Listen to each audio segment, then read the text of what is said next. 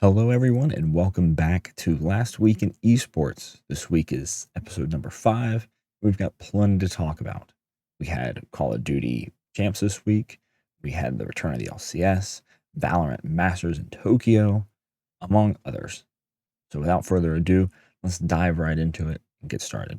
The spring major is finally set.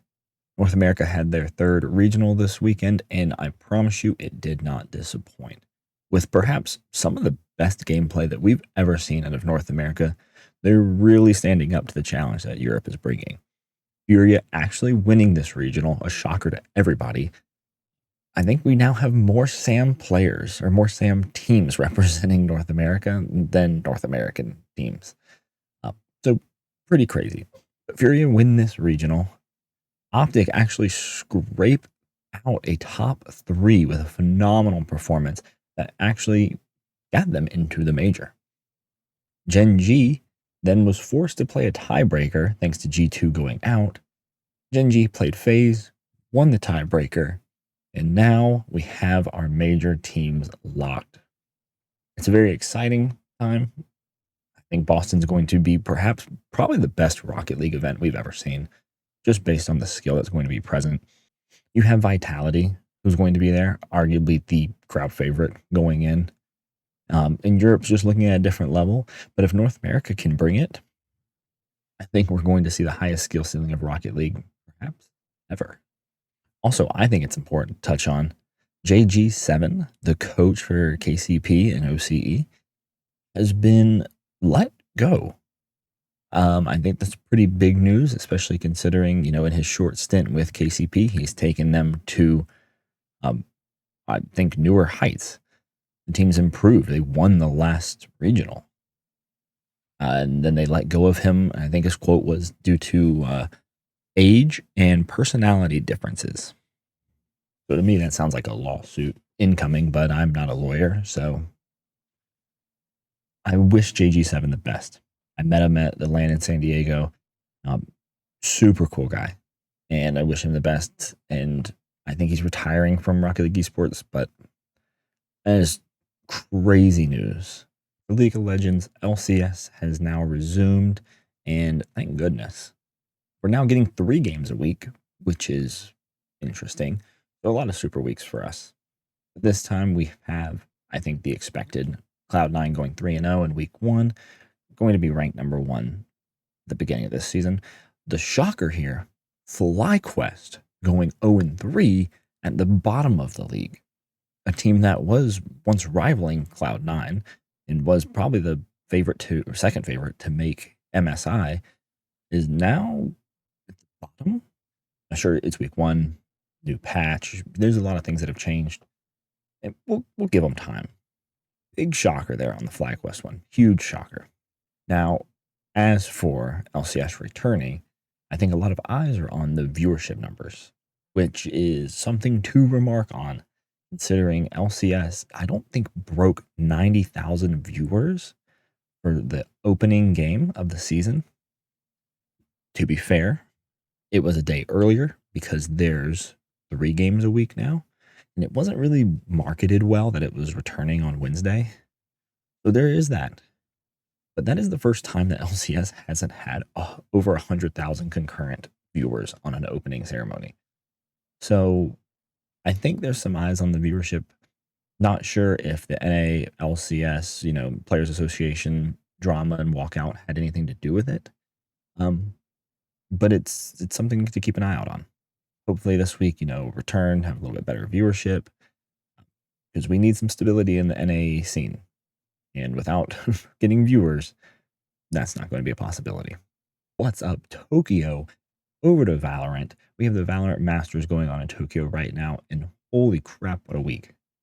If you had told me going into this week that Loud's not going to make it, and that NRG is already going to be in the lower bracket after just 2 series, I'd call you a liar.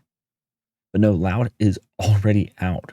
Lost their opening game in uppers, lost first game in lowers. They are done. Their tournament dreams in Tokyo are gone.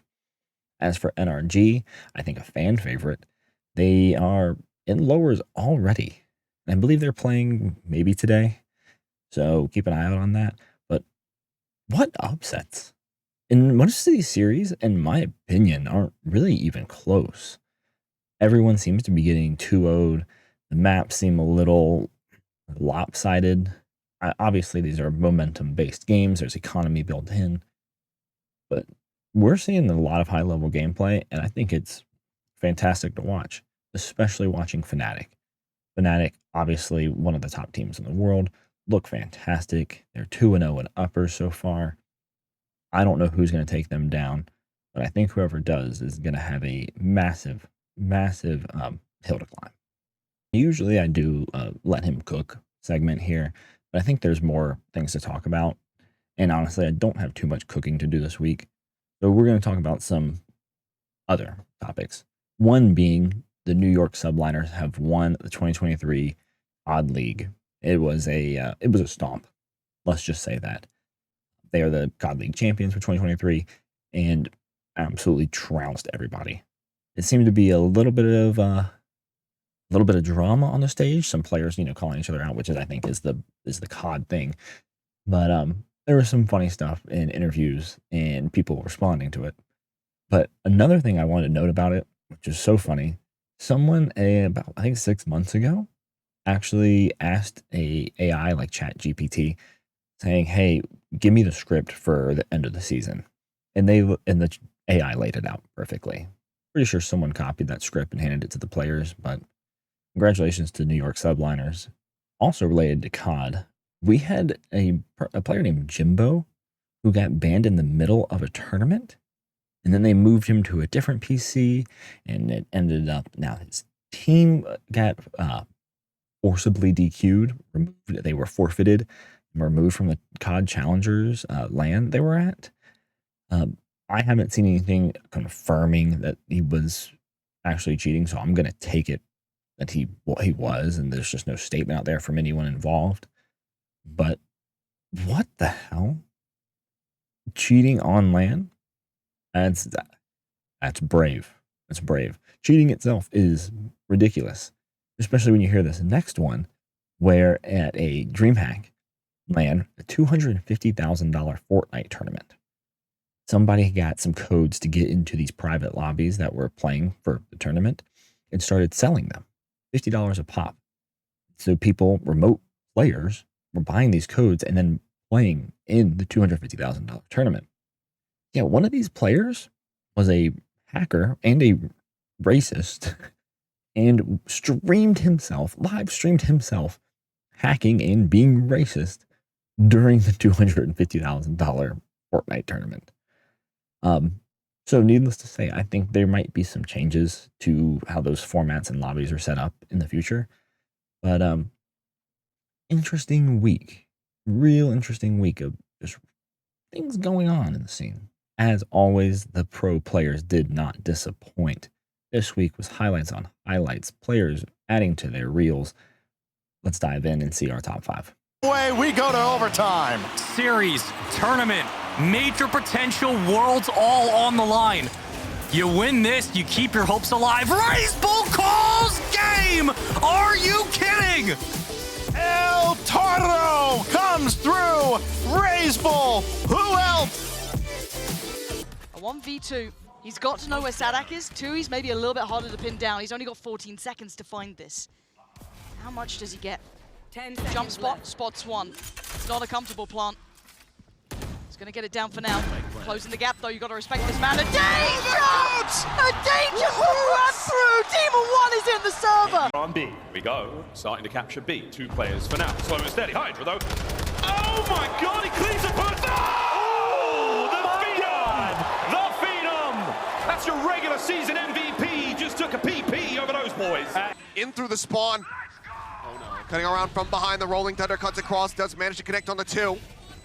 Players, though, still avoiding being stunned up, and even with those stuns, they're not flooding them fast enough to try to find kills on the back of it. Crashes with the pop flash, brings out to the corner, eats a full flash, RB able to find 1. The approach from behind, Artis mows them down! Scramble back, as that's nowhere near the mark, as JNaps put it wide. It looked very inviting. This goes towards ground, but not quite there. Chicago, G2 are going to have a look at this. Now it's Reynolds. Oh, they got JNaps in the air! And Reynolds